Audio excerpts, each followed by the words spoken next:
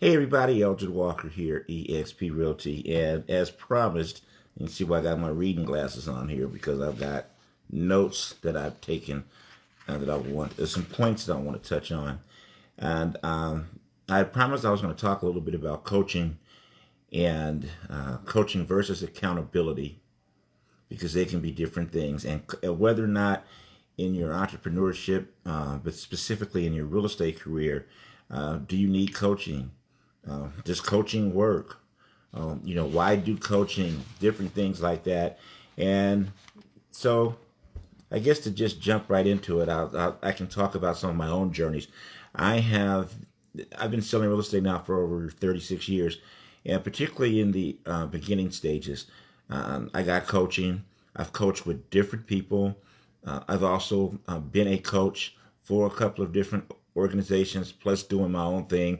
Just a little bit on my own thing was something really small, and I never tried to scale that largely.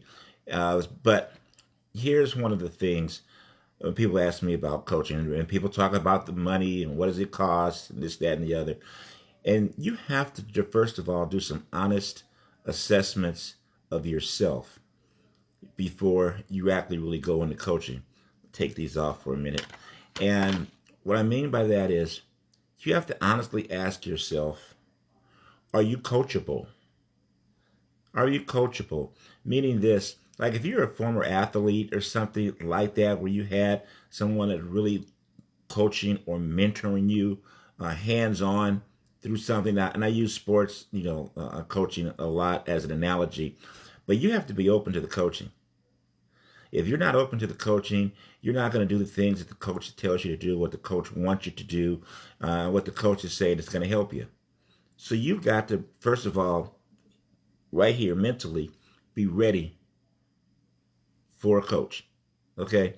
All coaching is not accountability, and all accountability is not coaching. I mean, they're not the same thing. I know there are a lot of gurus and coaches and people out there that lump all this stuff in to one category. But in my opinion and from my experience, it's not.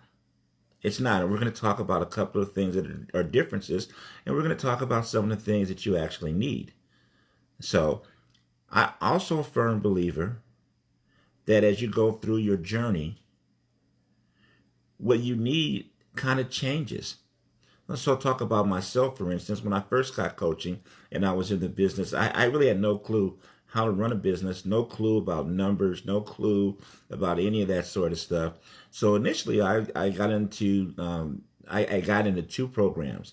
I got into the Floyd Wickman's Sweat Hog program, which was strong on cold calling, strong on scripts and dialogues. Man, and I learned them. I practiced them, and I moved and gravitated into Mike Ferry's system.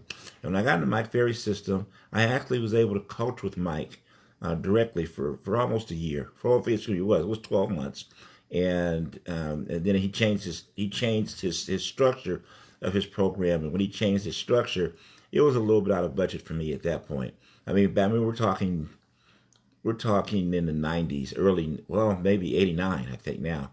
89, and I was paying Mike $1,000 a month, which is cheap now, but that was a lot of money back then. Teaching $1,000 a month because I was really trying to learn and get to that next level, right? Of having more predictability and stuff like that with my business, having some sort of a system, and really learning how to prospect. Back then, we didn't call it lead gen. Back then, we called it just straight prospecting. And man, Mike was the best for that, and it took me a long way. Then you get to a point, though, possibly, to where you now know what to do, and you know how to do it, and now you may be looking for other things out of your coach. Maybe you need multiple coaches. I don't know. People like different things, but you need to be understanding it. Because sometimes you can be on a team, and the team can be a championship team. It can be a great team, and for whatever reason, the coach of that great team loses his voice in the locker room, where the players no longer respond to his message or respond to his or her coaching techniques, and then the organization will often change coaches even if it's been a successful team and organization, championship team even. Well, look at yourself that way. That there can come times where you can be in a coaching system, and in that coaching system, for whatever reason, you and it begin to go different directions. I'm a firm believer that you don't force feed. You don't force feed coaching. You don't force feed that stuff, because you wind up not wanting to do it, and then you won't follow the program. You won't really be listening to the instruction. You kind of go through the motions, and it's really not necessarily propelling you to where you want to be. So those are things that you have to do. Now, accountability is a totally different thing. We're going to kind of go over some of the differences, and we'll kind of go over some of them from what you actually need at that point. So accountability, to me, is you're looking at someone that will actually hold you to the business plan or whatever it is that you say that you're going to do. And I'm going to talk about that, but that's different than coaching. Now, there can be an accountability component to the coaching, and if that's part of your style, that's fine. But I'll tell you, depending upon where you're at in your business and what you're looking to accomplish, you can really do accountability for cheap or free.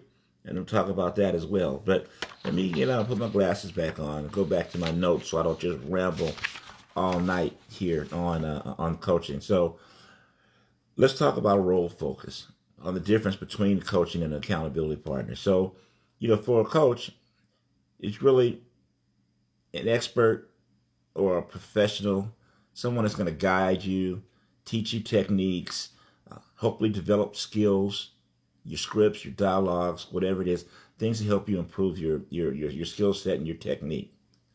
Now, what an accountability partner really is someone that's more of a peer, someone that is also looking to have someone to help them to stay on track, to stick to the goals, to stick to what they say they're going to do.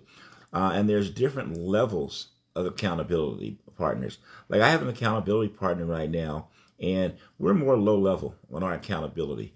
Not low level with our skills or anything like that, but low level in meaning that he and I have known each other for a long time.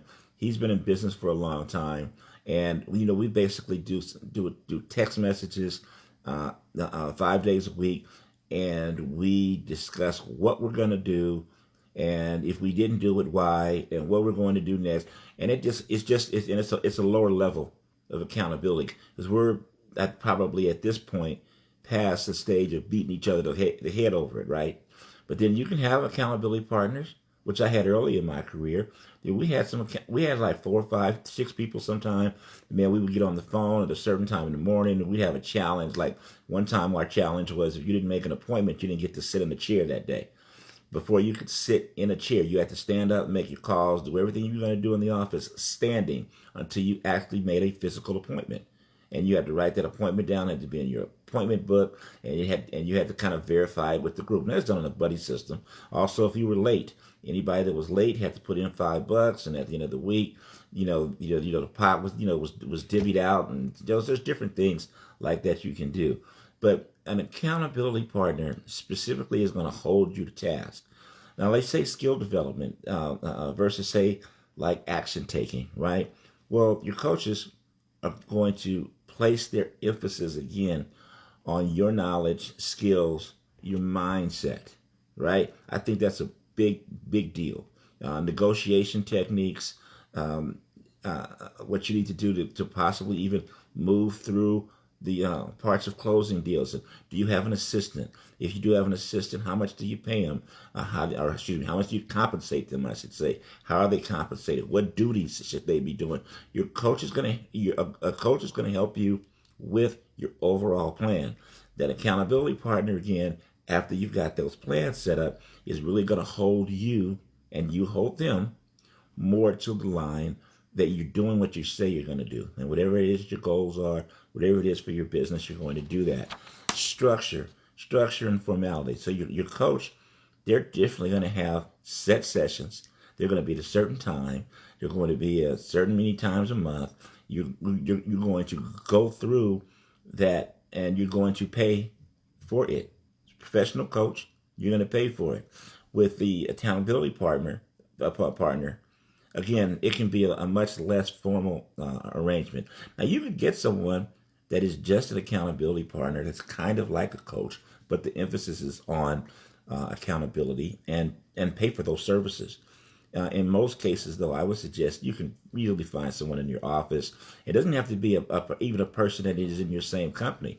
Suppose through networking or whatever, you know of a person that's in a different company, but that you would want to do your accountability to. I think that that's fine. I don't think there's anything wrong with that whatsoever. In addition to that, you have your objective guidance versus your support. So when you're coaching, right? You're coaching, they're going to give you feedback. They're going to talk to you about what you're doing wrong, what you're doing right. And hopefully they're going to encourage you, keep your plan going in the right direction. Your accountability partner in most cases is not going to be doing that. They're just going to be holding you to task of doing what you say you're going to do.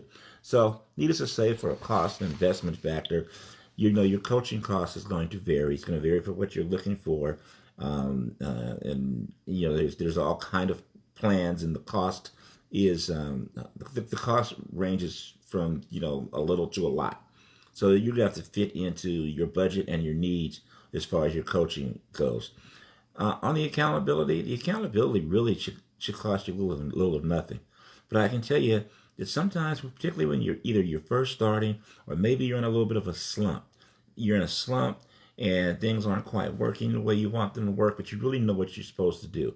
You know you're supposed to be making X amount of calls. You know you're supposed to be knocking on X amount of doors. You know you're supposed to be doing whatever with social media. When you're doing those things, at the end of the day, then maybe coaching is not what you need at that time. I will say this, though. I personally believe in coaching and accountability. I personally believe, though, that you have to be ready with your mindset. You have to be open to both of them and then be prepared to properly participate. Hopefully this helps on our coaching versus accountability. Hopefully this gives you some ideas. Feel free to reach out if you have some questions or you'd like some additional ideas. Love to talk to you about it.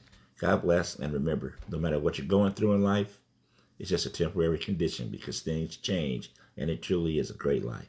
God bless.